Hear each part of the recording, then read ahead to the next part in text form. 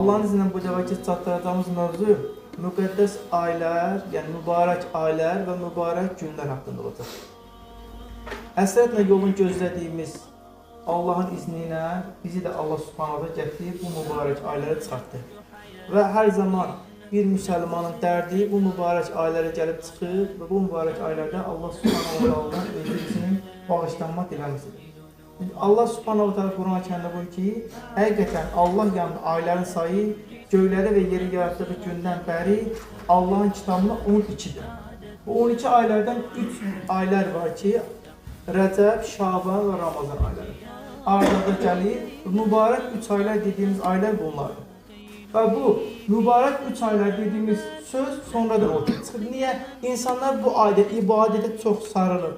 İbadəti çoxaltdığından dolayı bu söz ortaya çıxır. Sözə baxdığımızda bir yanlış bir şey de yok. Ama biz baxdığımızda Quran və sünnətdə bunlar keçir. Allah subhanahu ta'ala Quran-ı Kərimdə sadəcə 4 haram aylar bildirir. Və Allah subhanahu ta'ala mübarək ayları, mübarək gecələri özü bəlli edir və Allah subhanahu ta'ala buyurur ki, bunu mən özüm bərpa etmişim. Quran-ı Kərim nə buyurur? Buyurur ki, Allah gördüyü işlər barəsində sorğu-sual olunmaz. Və mübarək aylara, mübarək günlərə baxdığımızda Uca Allah məkanlar içərisində ən mübarək məkanı Məkkə, ibadətgahlar içərisində ən mübarək yeri Kəbə etdi. Cənnət içərisində ən üstün cənnəti Firdos cənnəti etdi. Mələklər içərisində ən üstünü Cəbrail əleyhissalam etdi. Peyğəmbərlər içində ən üstünü Muhammed sallallahu aleyhi ve sellem etdi. Günlər içində ən gözəl günü Cümə günü etdi. Və bu aylara biz baxdığımızda aylar içərisində ən gözəl, ən mübarək ayı Ramazan ayı. Və bu günlərin, ayların hər birin orta yol səviyyəsində ibadət içində keçirməyimizi bizə istəyir. Mən Rəcəb ayında ibadəti çoxaldım, Şaban ayında yox, Ramazanı çoxaldım, xeyr.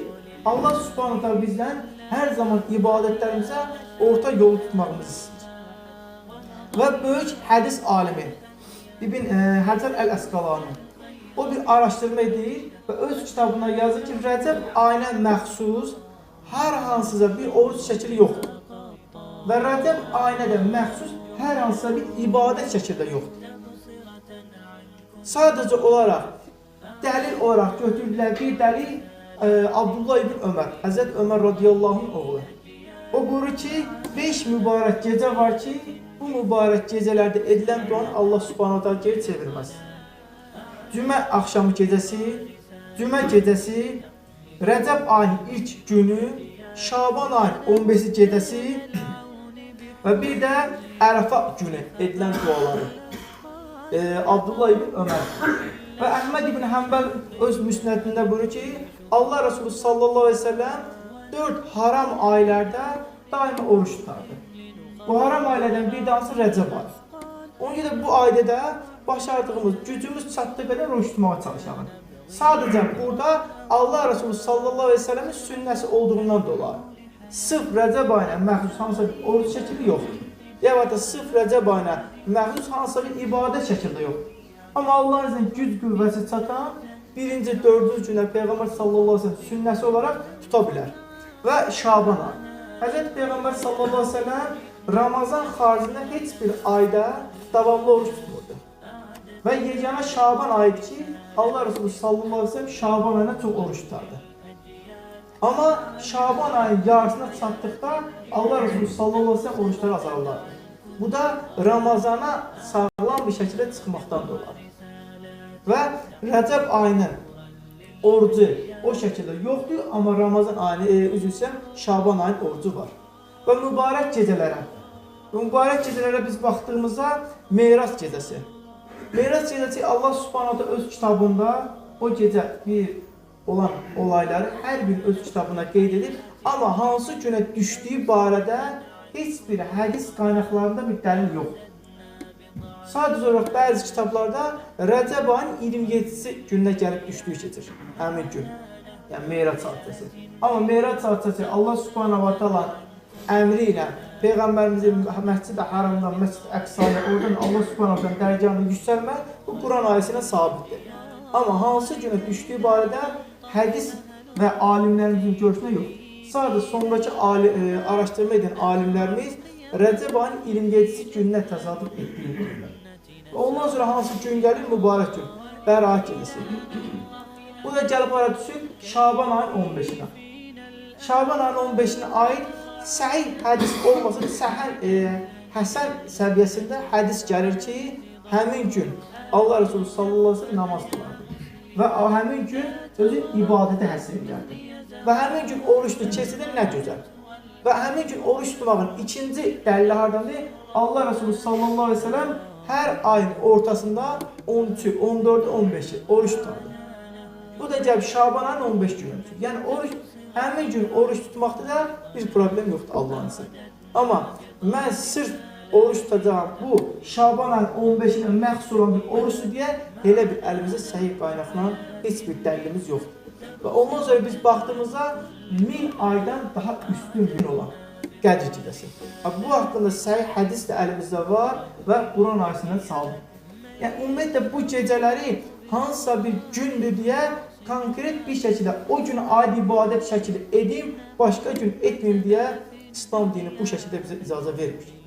İslam dini bizə buyurur ki, həftənin 7 günü, günün 24 saati hər anını Allah anaraq və o içində keçir.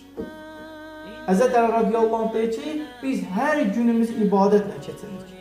Yahudi soruşur ki, Əli, necə hər anını ibadətlə keçirə bilərsən? Buyur ki, Allahın razı olduğu işlərlə məşğuluq deyə hər anımız Allah subhanahu ta'ala dərgahında ibadət sayır. Ona görə bu aylar içərisində başardığımız qədər özümüzü bərtaraf eləyərək Ramazana çatdırmağa çalışır. Vallahi bu aylar bütün nəydən ötürdür? İnsan bir səfərə çıxır. Səfərə getməmişdən öncə özü üçün bir hazırlıqlar görür. Biz də Allah subhanahu ta'ala bizim üçün bağışlanma deyə qoyduğu bir aya Ramazana doğru addımlayırıq. Bizimlə eyni saflarda, bizimlə eyni evdə, bizimlə eyni küçədə, bizimlə eyni kənddə, eyni şəhərdə yaşayan insanlar vardır ki, bunun bizimlə bir yerdə deyil. Amma Allah həmd olsun ki, bizləri bura gətirib çıxardıb. Niyə? Çünki biz Allah subhanahu'dan bağışlanma fürsətimiz var. Bu fürsəti əldən verməyək. Deyir Allah Resulü sallallahu aleyhi ve sellem'dən bir insanı soruşurlar, bu ki şəhid cənnətdir. Və başqa birini soruşurlar, deyir ki o ondan daha üstündür. Deyir ki ey Allah Resulü, onun üstünlüyü nədir? Bu ki o ondan bir müddət sonra şəhid oldu. Və o şəhid olana qədər Ramazan orucu tutdu. İbadətlərini etdi və Allah'a çox zikr edən bir qul oldu. Onun savabları ondan daha çox. Çünki artıq orucu, artıq zikri var idi bu insanın. Və biz də o şəkildə olmalıyıq. Nə qədər ki əlimizdə bu fürsət var, vallahi bunu dəyərləndirək. Ölüm yatağında olan bütün insanlara biz baxsaq, hər biri son anında Allah subhanahu ilk yalvarıcı olur. Ya Rəbbim, icazə ver, qalxım sənə ibadət edir. Bu ki qulum, sənə yetərincə vaxt verildi, artıq keçdi. Həzrət Peyğəmbər sallallahu aleyhi ve sellem buyurur, bir insana 40, bəzi yerdə 50 keçir. İl, ömür verilibsə, artıq Allah subhanahu dərgahında onun gətirəcəyi bir Ya Rəbbim, mənim vaxtım olmadı. 40 və 50 il keçir. Və Allah subhanahu bugün bizə bu fürsəti verir. Vallahi dəyərləndirməliyik. Və Həzrət Peyğəmbər sallallahu aleyhi ve sellem Rəcəb ayı gələndən buyurur, Ya Rəbbim, sən Rəcəb və Şabanı bizi mübarək et və bizi Ramazana çatdır. Vallahi bu zikri, bu duanı daima dilimizə həsr edəyək. O mübarək aya çatıb, oradan bağışlanaraq özümüzü çıxmağı həsr edəyək. Çünki Allah Resulü sallallahu aleyhi ve sellem deyir ki, burnu yerlə sürünsün. Deyil, ey Allah Resulü, kim bir Ramazana daxil olub, oradan özün bağışlatmadan çıxan şəxsin burnu yerlə sürünsün. Amma o Ramazana bütün günü özümüzü çöldə, bayırda, dünya eşiğişlərdə sərf edib, Ramazan gələn mən çəkilib Ramazana həsr edəcəm, vallahi edə bilmirik.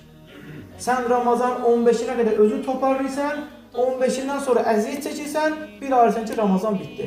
Amma sən bu Rəcəbdən özünü hazırlasan, namazlarımız, sünnət namazlarımızı ən azından bu 3 ayda qoyağın yerinə, vallahi. Qaçaraq 4 rükət fərzi qılıb, ən azından vallahi ki, sünnətlərimizi qoyaq yerinə. Və əlavə nafilə ibadət edə bilmirsə, bunları edəyik. Və Ramazana artıq çatanda biz təravih namazında bir saatda, yarım saat namaz qılmaq bizə ağır gəlməyəcək. Biz əgər işə namazının bütün sünnətlərini qıla bilsək, təravih namazı bizə ağır gəlməz. İşə namazını sadəcə 4 rükət fərzini qılırıq deyə, Ramazan gəlində artıq təravih namazı qılmaq bizə ağır gəlir. Çünki o qədər ibadət etmədik axı il boyu. Allah subhanahu wa ta'ala birinci özümə, sonra sizlərə, ümmət-i Muhammədə, Allah subhanahu wa ta'ala ya Rabbi sən bizi Rəcəb və Şaban bizə mübarək et və bizim mübarək o aya Ramazana çatdır. Allah subhanahu wa ta'ala mübarək ayəni özümüzə, evimizə, əhlimizə, millətimizə, xalqımıza xeyri bərəkətli eləsin. Allah subhanahu wa ta'ala onun yolunda olub, ona ibadətdə, ona itaat edən qullardan eləsin.